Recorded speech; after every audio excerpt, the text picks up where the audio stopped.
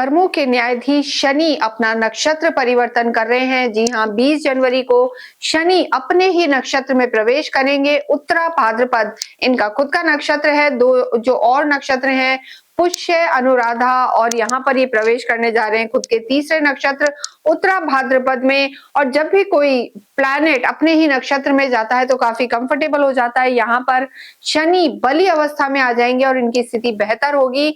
यहाँ हम बात करने जा रहे हैं मीन राशि के लिए।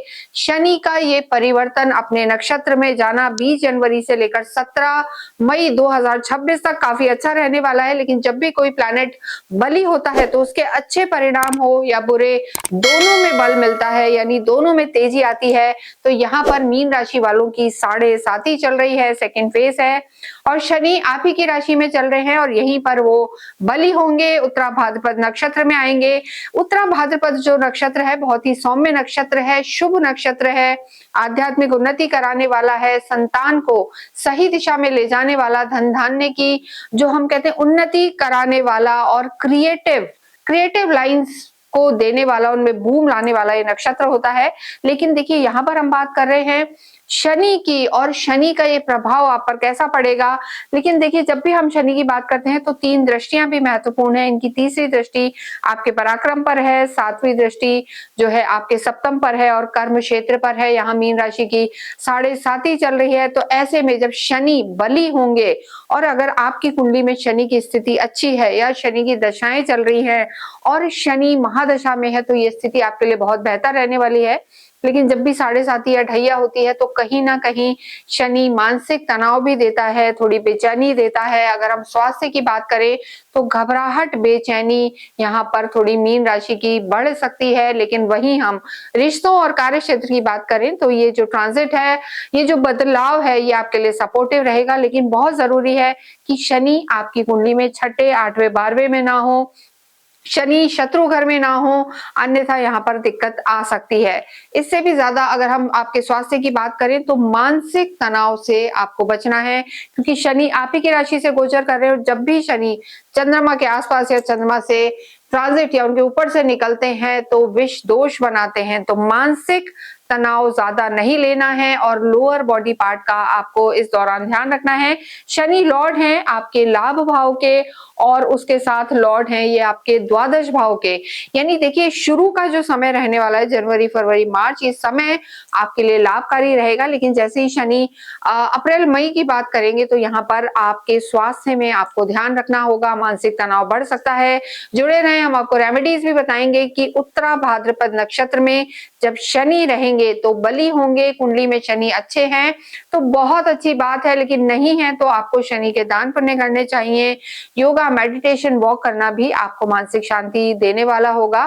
तो ओवर थिंकिंग में ना जाएं, अन्यथा नींद डिस्टर्ब हो सकती है, हार्मोनल इम्बैलेंस या किसी तरीके का एडिक्शन यहाँ पर बढ़ सकता है। इसके साथ अगर हम बात करें आपके रिश्तों की, लव लाइफ में अंडरस्टैंडिंग यहाँ पर होती हुई नजर आ रही है। लेकिन यहाँ भी किसी आर्ग्यूमेंट को आपको अवॉइड करना है। वैवाहिक जीवन पर शनि की दृष्टि है। देखिए जहां भी शनि होते हैं वहां वृद्धि करते हैं, लेकिन आप यहाँ पर मीन राशि वाले बहुत सेंसेबल होते हैं, धैर्यवान होते हैं। आप अपने रिश्तों के लिए पूरा प्रयास करेंगे।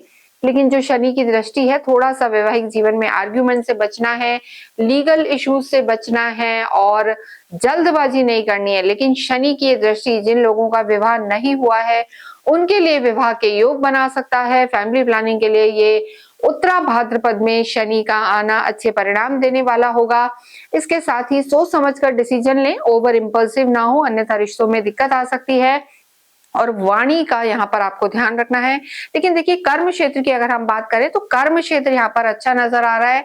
एक्सपेंशन हो सकता है अगर आप अपने नेटिव प्लेस से दूर रहकर कहीं कार्य करते हैं, विदेशों में कार्य करते हैं, तो ये शनि का जो नक्षत्र परिवर्तन है आपके कार्य में लाभ दे सकता है। लोहे का काम करते हैं, क्रिएटिव फील्ड से जुड़े हुए हैं, फिल्म इंडस्ट्री से जुड़े हुए हैं, मॉडलिंग करते हैं, क्रिएटिव राइटअप्स लिखते हैं या हायर एंड ब्रांड चीजों में कार्य करते हैं, सुगंध, परफ्यूम्स, इत्र का कार्य करते हैं या कपड़ों का काम है, तो भी यहाँ पर लाभ होने के पूरे पूरे योग हैं।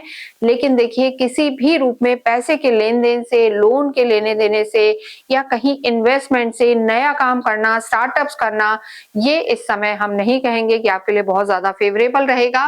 यात्राओं के योग हैं, ट्रैवल करके कार्य करते हैं, टूरिज्म और इन कामों से जुड़े हुए हैं या दूर दराज जाके कार्य करते हैं तो आपको लाभ हो सकता है। विदेशों में जाके कार्य करते हैं, एक्सपोर्ट इंपोर्ट का काम है तो यहाँ पर आपके वीजा से रिलेटेड कोई दिक्कत थी, पीआर ट्राई कर रहे थे, सभी में आपको सफलता मिल सकती है। विद्यार्थियों के लिए भी ट्रांजिट अच्छा है, लेकिन यहाँ पर मानसिक परेशानी नजर आ रही है और संगत का यहाँ पर आपको ध्यान रखने की बहुत जरूरत है। तो मीन राशि के लिए, मीन राशि में ही शनि चल रहे हैं, 7.5 चल रही है, तो आप ही की राशि में नक्षत्र परिवर्तन जब ये उत्तरा भाद्रपद में शनि करेंगे तो आप में पॉजिटिविटी तो लेकर आएंगे, लेकिन यहाँ पर आपको अपने कार्य क्षेत्र में धन के लेन देन में बहुत ध्यान रखना है और स्वास्थ्य में भी ध्यान रखना है। कुंडली में अगर शनि खराब है तो उनके जो खराब गुण हैं उनमें यहाँ पर बढ़ोतरी हो सकती है, लेकिन शनि अच्छे हैं, दशाओं में हैं, तो यहाँ पर अच्छाई में भी बढ़ोतरी होगी। तो मीन राशि के लिए जितना हो उन्हें अपने लॉर्ड गुरु की आराधना करनी चाहिए। ओम राम ह्रीम रोम सह गुरुवे नमः का आप जाप करें।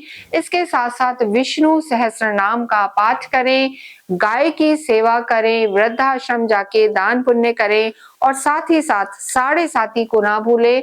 शनि मंदिर जाएं और शनि अगर आपकी कुंडली में खराब है तो शनि के निमित्त काली चीजों का, लोहे का, शूज का इनका दान करें। और शनि अगर आपकी कुंडली में अच्छी स्थिति में है तो शनि के मंत्र जाप करें, ओम शम शनिश्चराय नमः का जाप करते रहें। इसके अतिरिक्त अगर आपकी कोई क्वेरी है तो आप नीचे दिए हुए नंबर पर संपर्क कर सकते हैं। रुद्राक्ष पहनना और दान पुण्य करना आपको ये सारी जो परेशानियां हैं इनसे दूर रखेगा। इसके साथ ही इस वीडियो को हम यही समाप्त करते हैं। कमेंट बॉक्स में आप ओम शम शनिश्चराय नमः, ओम नमो भगवते वासुदेवाय लिखें। Thank you.